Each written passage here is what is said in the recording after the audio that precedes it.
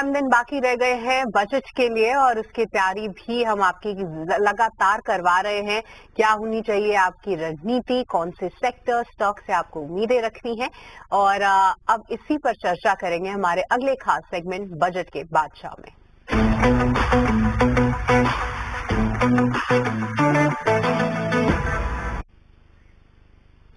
तो आज के हमारे बजट के बादशाह हैं मिस्टर धीरज रैली, जो कि एमडी और सीईओ हैं एचडीएफसी सिक्योरिटीज के।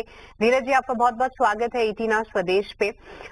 देखिए, बजट से पहले ही मार्केट में किस तरीके की उथल पुथल देखने को मिली। आमतौर पर बजट को लेकर सरकार क्या पॉलिसीज अनाउंस करेंगी उसको लेकर एक्साइटमेंट बहुत होता है, बट इस बार जियो पॉलिटिकल सिचुएशन ही हावी हो रही है। पर धीरज जी, इस बार क्या उम्मीदें रखे बजट से, क्या कुछ अच्छे सरप्राइजेस की उम्मीद करनी चाहिए? देखिए, आपने सही कहा कि इस समय जो मार्केट में वॉलेटिलिटी है वो largely attributed to the geopolitical events है, और जिस तरीके से कमेंट्स आ रहे हैं यूएस प्रेसिडेंट के, तो मार्केट किसी भी डायरेक्शन में जा रहा है। और इस समय मार्केट्स को प्रिडिक्ट करना तो बहुत मुश्किल है, बट बजट एक इम्पॉर्टेंट इवेंट होता है इंडिया में, और इससे बहुत सारी उम्मीदें भी रहती हैं सभी सेक्टर्स को और दर्शकों को, तो वो सही भी है। आई थिंक इस बजट में जो हम एक्सपेक्ट करेंगे उसको मैं 5 C's में समराइज करता हूँ। क्लैरिटी चाहिए, कंटिन्यूटी चाहिए, कैपेक्स ओरिएंटेड बजट चाहिए, कंजम्पशन ओरिएंटेड बजट चाहिए, और अगर कैपिटल मार्केट फ्रेंडली बजट आएगा तो बहुत अच्छा रहेगा। बिल्कुल। आपने जो सर लास्ट ही रखा है वो कैपिटल मार्केट फ्रेंडली, तो क्या उम्मीद है कैपिटल मार्केट की इस बार के बजट से? क्या एलटीसीजी, एसटीसीजी, एसटीटी को लेकर कोई उम्मीद कर रहे हैं? देखिए, मैंने कंटिन्यूटी और क्लैरिटी भी बोला, तो मेरे को नहीं लगता क्या कहते हैं कि इस साल कोई बहुत मेजर चेंजेस आपको क्या कहते हैं टैक्सेशन साइड से मिलेंगे। लास्ट ईयर हमने देखा था क्या कहते हैं कि बहुत सारे चेंजेस हुए थे और फेवरेबल चेंजेस हुए थे। कैपिटल मार्केट्स के लिए थोड़ा सा डैम्पनर था, लेकिन अगर आप कंटिन्यूटी रखेंगे तो ठीक रहेगा।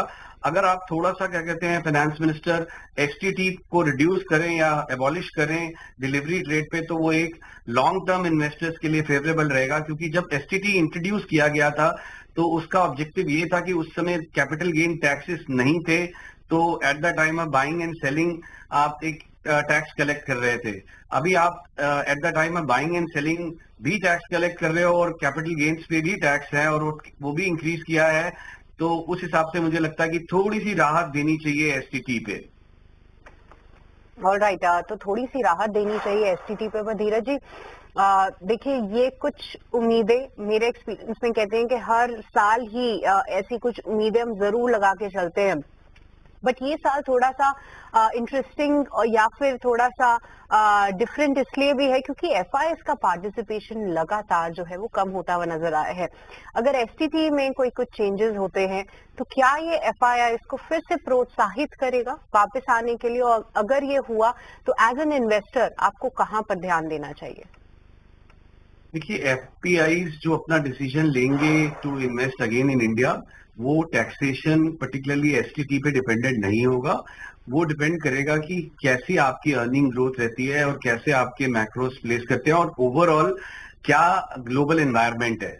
अगर हम लोग यूनाइटेड स्टेट्स के साथ डील कर पाते हैं और जो अभी जियोपॉलिटिकल इश्यूज और टेंशन चल रही हैं उसमें थोड़ा सा क्लैरिटी आती है और वो कम होती हैं, तो एफपीआईज इंडिया में इन्वेस्ट करेंगे, क्योंकि उन्होंने लास्ट काफी समय से बेकवाली की है और वो एक अच्छी अपॉर्चुनिटी ढूंढ रहे हैं। डोमेस्टिक फ्लोज बहुत स्ट्रांग हैं। मुझे लगता है क्या कहते हैं डोमेस्टिक फ्लोज काफी स्ट्रांग रहने वाले हैं। आने वाले समय में भी एक बहुत बड़ा चेंज आया है पिछले 20-25 साल में।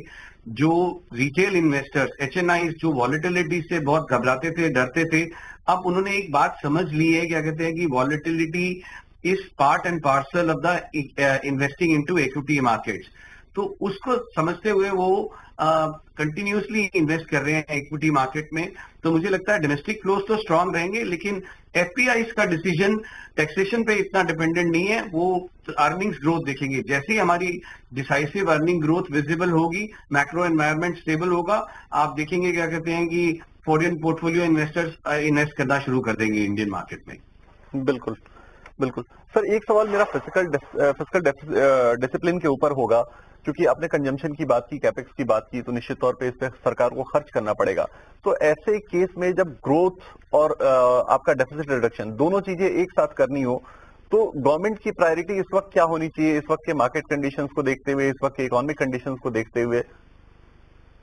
देखिए, पिछले काफी सालों से गवर्नमेंट ने कैपेक्स पे हैवी लिफ्टिंग की है, क्योंकि प्राइवेट सेक्टर कैपेक्स आज भी इतना प्रोत्साहित नहीं है, क्योंकि कैपेसिटी यूटिलाइजेशन उसमें आपके 70-75% ही है मोस्टली सेक्टर्स में। सो अभी भी गवर्नमेंट को हैवी लिफ्टिंग कैपेक्स में करनी पड़ेगी। हमें उम्मीद है कि 12 लाख करोड़ के आसपास कैपेक्स बजट में आना चाहिए, और इसमें से भी मैक्सिमम एलोकेशन जो होगी वो रोड्स और रेलवेज के लिए होगी, इंफ्रास्ट्रक्चर पे होगी, क्योंकि इंफ्रास्ट्रक्चर एक ऐसा सेक्टर है जो कंजम्पशन भी ड्राइव कर सकता है और साथ के साथ ग्रोथ भी ड्राइव कर सकता है और लॉजिस्टिक कॉस्ट को भी कम कर सकता है। और as a country we are infrastructure deficit country, तो जो गवर्नमेंट है वो उसमें कंटिन्यूसली इन्वेस्ट करते रहेंगे।